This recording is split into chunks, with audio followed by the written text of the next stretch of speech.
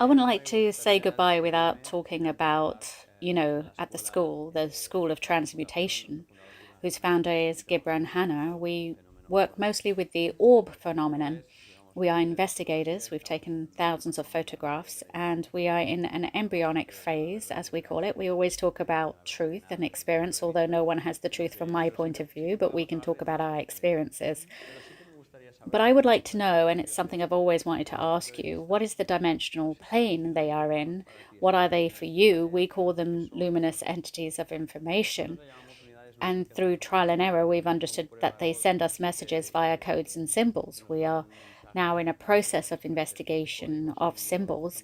It's very interesting. We're still at an initial stage, but it's very interesting for us because they send us even numbers and codes. We also went through a phase of holograms, images. We have a link to a lot of these photographs on our website. But the question is for you. I want to know, what exactly do you think of orbs which we're capturing and more in photographs from your point of view?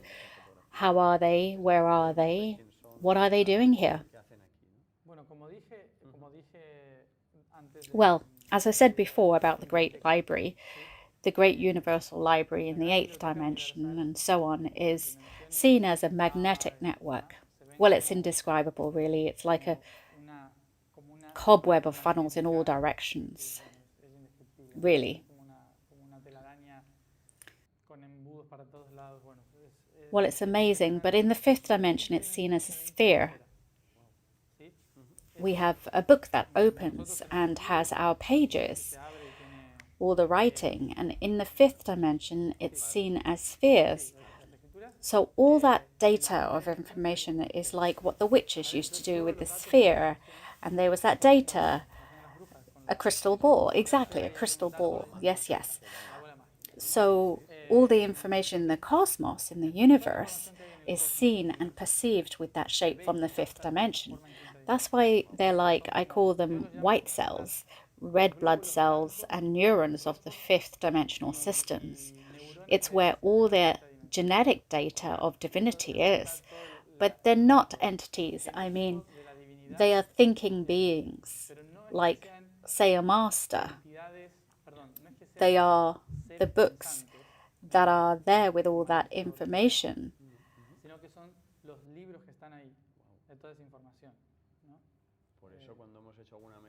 That's why when we did some particular meditation using trial and error, as I told you, we could speak from experience here. When we asked for something, it was manifested. And we have to understand that it's hard to explain this with our rational mind. We were doing specific work around ages and particularly emotional levels of the person or very embedded patterns. And we received some numbers and codes, which goes with what you were saying. It's where the information is. And finally, do they have anything to do with the crop circles that we see often at this time of the year in summer, especially in England? We've actually seen some, I was going to say, very attractive ones lately, well, very symmetrical. Do you think they have anything to do with the orb phenomenon? They are. It's something different. It's technology. It's their way of anchoring, downloading information, but from other beings. It's not from the fifth dimension. Right. But it's what they do is we read information in 2D. Right. It's still the way in which our conscious understands reality flat in 2D, studying, reading. So they send fifth dimensional information in 2D so that we can see it. Otherwise, we wouldn't have a complete vision of it. But, and we'll wrap up with this. Why don't they make it easier? I mean, I know those geographical models or manifesting those graphics are a way of giving us messages, but they're not that easy to decipher. Here is when the mind from various lines of thought comes into play. We have to unify all the ideas, but no one seems to agree. I would equate it to, say, getting a Swiss who doesn't speak Spanish to explain how economy works to an Argentinian. Yes, how do we interpret that? We're not going to understand each other. These methodologies are very different. We don't speak the same language. Their language is geometry, but ours isn't yet. We're still in this Tower of Babel languages, so we don't understand that geometry is the universal language, and they speak in a universal language. And why? Because when they convey it that way, an artist is going to understand it, a scientist is going to understand it, a professor is going to understand it. However, if it was a direct and concrete message, they would hide it and someone would take it somewhere else. But since it's this way, it's like, what a weird thing. What a weird thing, but it's here. Yeah, exactly. So it's not like they need to make it easier for us. They're already doing their best to make it easy, but it's just a completely different language. Geometry. The thing is, imagine if what they are looking for is for us to expand our consciousness and they give us the information in 2D in a book. We're never going to understand that either because we're always going to try and understand the universe from the second dimension. Yes, just like in a book. So, what they want us to do is to amplify our consciousness. And they are the beings that are on another dimensional plane, or are we talking about? Yes, they're in the fourth dimension. So we're not talking about other planets, other civilizations, other beings. Actually, beings from other planets usually travel in the fourth dimension. We travel in the third dimension. That's why we need plans, the underground, cars, etc. They travel using time. Time. Yes, through time, through a bending of time. That's how they travel.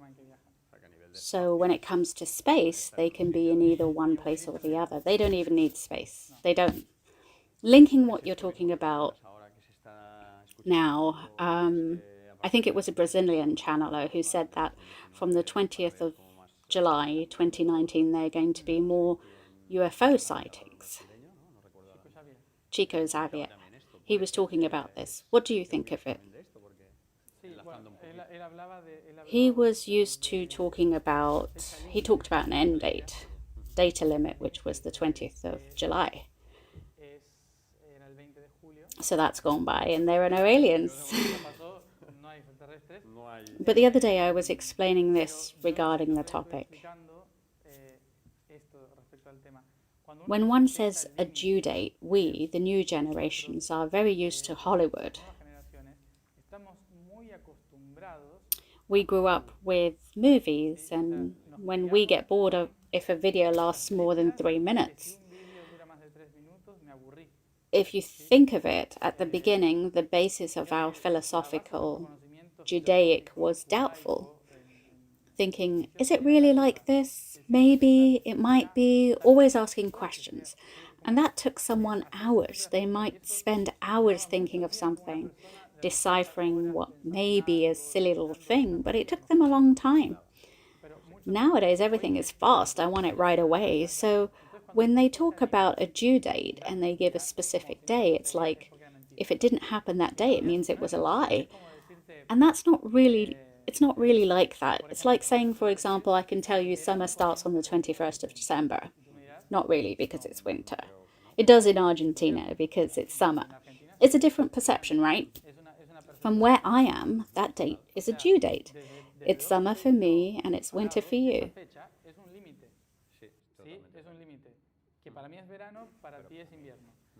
That's the first thing. We're in the same world, but it's totally different. And on the other hand, it starts to get cold earlier, true. Or it gets warmer earlier, depending on where I am. And then things happen. It might snow afterwards. But not on that particular day. Winter isn't on the 21st. It happens for 3 months. One can't say we're moving into autumn on this particular day. It's not like suddenly the leaves fall. So we're so used to having everything happen in an instant that we just limit ourselves. It's all a process. Great, we've taken longer than expected. We would be talking to you all day. I want to thank you for having been with us today. And I also really want to thank you myself publicly, and I'll wait for all of you in our next program. Matías, thank you for your attention and for having been with us. Thank you very much. Thank you to everyone.